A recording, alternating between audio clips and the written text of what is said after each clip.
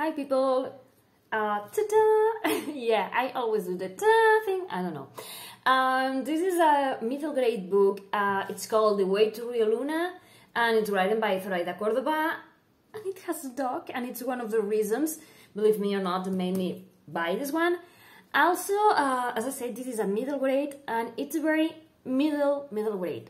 What I mean with this is that sometimes you pick middle grades who feel like very mature, and there is middle grade who feel more like for kids, and then you have middle grades that are just on the middle. And I have to say that I did enjoy the read, because sometimes when the wall outside it's dark, you need fairy tales, you need to believe in magic again, you need to see the world through a kid's eyes. I remember how you felt when you were a kid and you believe in magic and fairy tales and magical animals and beasts and all of that. And that's the vibe that this book gave to me. So yeah, it's an amazing read. I only have to say one thing, and it's that when I was getting to the ending of the book, I was thinking, how is going Zoraida to fix all of this? Because there is like very little pages left, and there is like lots of things, and yeah, it ends kind of cliffhangery, and I was like, what? No, I need the second one now. I mean, don't worry, it's not cliffhangery like in the middle of a sentence or in the middle of an action, and it's like, no, it's more like, in this book you meet all the players, all the characters, and you get to know all of them, and you get to familiarize yourself with the magic world of Rio Luna, the fairy tales and everything, and it ends in a very comforting manner, but also lets the door open for the next one. Yeah, now I need to know what's going to happen. And you know, I need to know. Yeah, okay, we are going to find our main character, who is a guy called Danny, and this book has a lot of things, because it has like an easy lecture in which you have this guy who's called Danny, as I said, and he is in the system because his parents died, and he has been changing through different foster families. And at the beginning he was with his sister, but suddenly his sister Pili disappears when she's still in the system, and he is adopted into one home. And he believes they had this fairy tales book called The Way to Rio Luna, and Pili bought it with her money, and every night she did read one of fairy tale to his brother.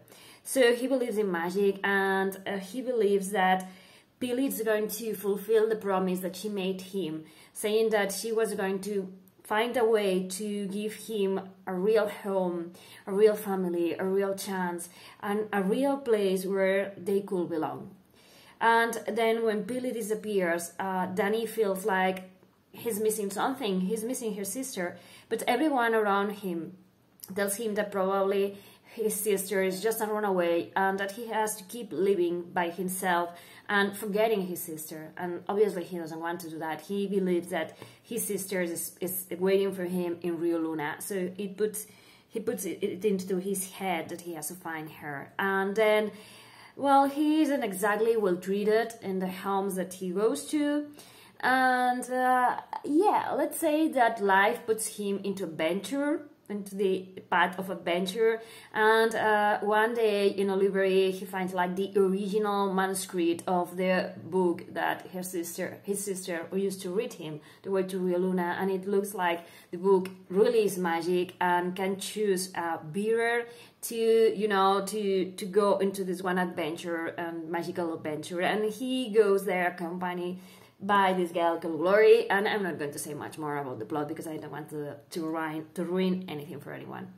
As I said, you can make like the easy lecture, easy like, you know, that this is a magical book where you have this kid who meets this girl, and they go to have magical adventures, and they meet like magical creatures like jackalopes. I love like jackalopes, and you know, and they're going to go into this magical quest and everything, and they have these obstacles that they have to surpass and all of that. But also I think that there is like these more profound topics being discussed. You have these two, this brother and sister who are into the system, and they keep being handed down to different families, and it seems like no one wants to claim them as their own. And if you think about it, it's very sad because they are uprooted time and time again, because families like adopt him in a whim, like, okay, we don't have kids, let's have him, and then they get pregnant and they decide to get rid of him, or they decide to adopt him because when you adopt a kid you have this money that they send you so you can provide for the kid, and they keep the money for their own things, and the kid, you know, it's surviving and hands me down or things like that. And there is even foster parents and foster siblings who abuse him. And I think that a way to critique the system and how sometimes it doesn't work, because you know, the kid has to offer things. He has to be, I don't know, himself in a way, but also the parents are the grown-ups, and the people who wants to adopt should be very sure about, you know, what they are doing. A kid is not a toy, so you should be very sure if you want this kid into your family like forever, you know what I mean. And this is very, for me, it was very sad to kind of see this kid who was a very nice kid, very sweet, very cute. The only thing he wanted was to fit in, and he was like very well behaved in situations that I will have screamed my head off and I will have killed someone, but still he chooses always to see the good in people, and that's amazing. Because he goes into abusive families and he chooses to see the good parent that cares for him as a good parent, instead of thinking, okay, I'm having, you know, my life made hell.